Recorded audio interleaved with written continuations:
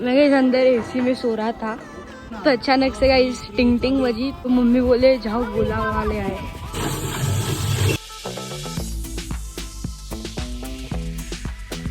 Guys देखिए सब लोग भाग कर आ गए। चलो चलो चॉकलेट वाला बनाओ मस्त से।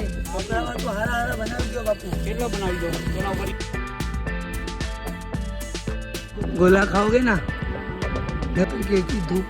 धूप में गोला खाएंगे। भाई कब का वेट कर रहे थे तो फाइनली गोला वाला आ गए। बनाओ તમારા હિસાબથી મોજ કરાવી દો મુંબઈમાં જોઈએ તમને।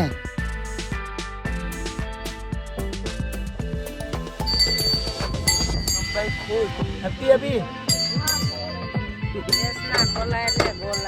અમે પણ गोला છો મને ખબર છે गोला જેઠવા गोला।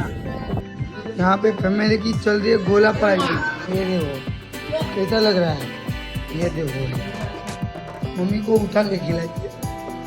मम्मी कैसा बन रहा है चॉकलेट गोला का कहीं घटे नहीं घटे तो जिंदगी घटे गोलो नो घटे। મોજ મારે મોજમાં રહેવાનું ભાઈ ભોજમાં તડકો સાયો ભલે આવે રહેશે રહેવાનું ભગવાનની ખોજમાં।